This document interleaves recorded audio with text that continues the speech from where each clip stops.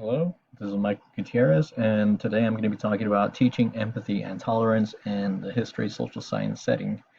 So, I wanted to begin by talking about how the standards define history social science, as well as a lot of just general understanding of what it really means to teach history. Um, specifically, the function of history is seen as helping young people prepare for college, careers, and civic life.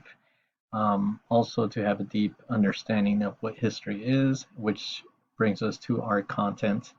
Um, a lot of it is inquiry based, and last would be to develop the skills and practices for democratic decision making. So we're trying to help our students develop these skills as they progress and grow up. They'll be able to be functioning members of our society and be able to make informed decisions which impact us all through voting and things like that. But there is no mention about teaching empathy or creating a more tolerant society, which is why I decided to make this my inquiry project. So why? Why is it important to teach empathy and tolerance through a historical lens? Specifically, I feel that understanding multiple perspectives of the past require empathy. So, a lot of the times when I would give a lesson to my students, I would feel like at times I would fall flat. And some of that you can't really blame on history itself, but rather students aren't mature enough really to develop um, that empathetic sense really. They're barely developing cognitively. So we got to understand that a lot of the time students aren't going to be mature enough to handle these topics and to really put themselves in another person's shoes. But it's worth um, trying to push this idea into students and get them to really think about other perspectives rather than to just think about history as a collection of facts and dates and things like that. Teaching students to assume another person's points of view really serves to promote tolerance. Learning to challenge one's own beliefs fosters critical thinking. It develops their social emotional learning and provides students with the tools to think historically. So, um, in tandem with teaching tolerance and empathy, we can still hit these very content driven points that the standards are demanding that we do. And I feel that in many ways this is closely tied to a social justice curriculum. So, how? When I was doing my research about teaching tolerance and empathy, I found a great article by Martin Davison, and he developed this. I just put a couple of his bullet points here, but he developed this thinking that was both cognitive and effective teaching. And I felt this was very important and something that we can use if we wanted to develop um, lesson plans and curriculum that are centered around um, empathy and tolerance. And first, he goes into cognitive, which would be the thinking aspect. And this is where we can teach our content. Um, so we would build historical contextual knowledge. Um, we would help students to be aware of the past and how it's different from the present, and tie all of those interpretations using past evidence. So, of course, we could do this by having students read primary sources and just the typical lesson planning that we would normally do. However, this is going to go hand in hand with the effective teaching, which would be centered around feelings. And the way he breaks down was to use imagination to recognize appropriate feelings and listening to and entertaining other points of view. Um, for instance, a lot of the time students might read history and approach it from a present minded frame of reference. So they automatically pass or cast judgment on historical figures, saying, how could they be so ignorant? Why would anyone believe that? But really getting students to exercise empathy would be to place yourself in that person's shoes and assume that this present knowledge that we have now doesn't exist. So where would you stand? Would you think the same way? Would you feel the same way? had you lived and grown up in that time. So really getting students to engage in those sorts of mental exercises are imperative to um, practicing empathy and tolerance.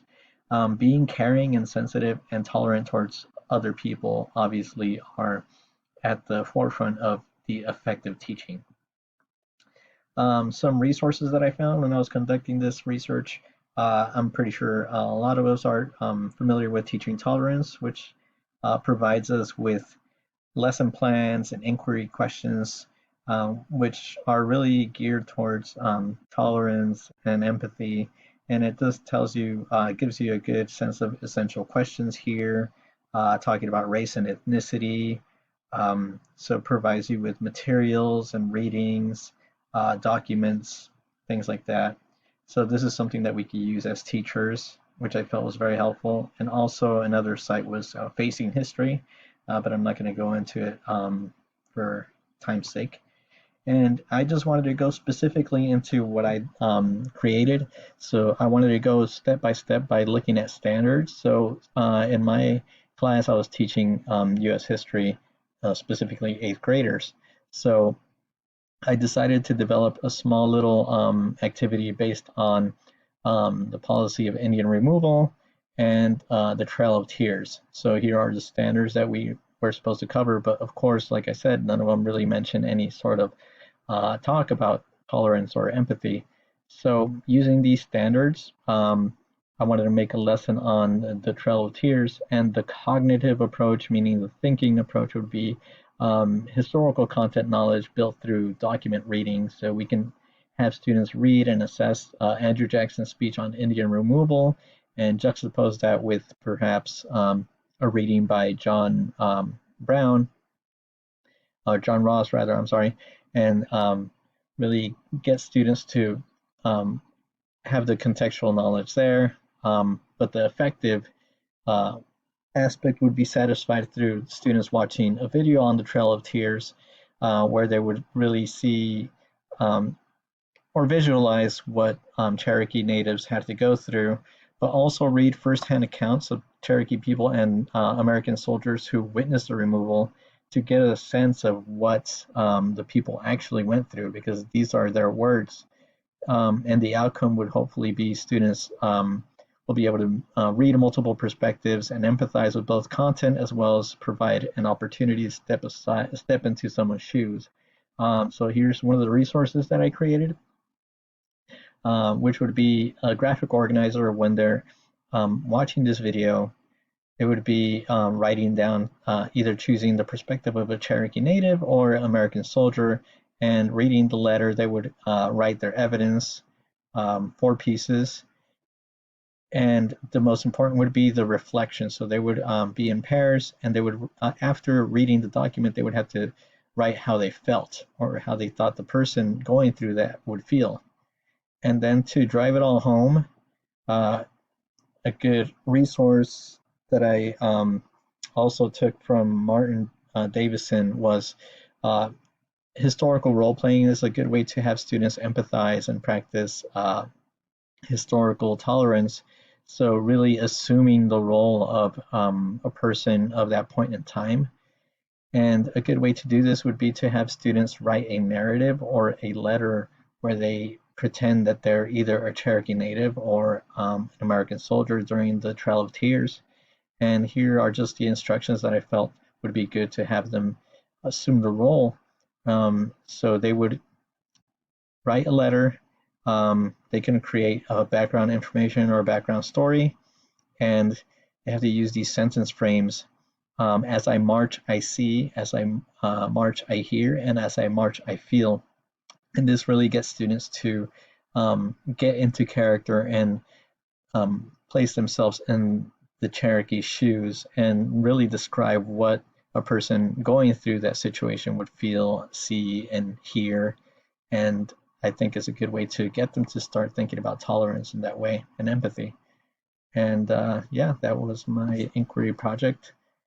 I hope you got something out of it.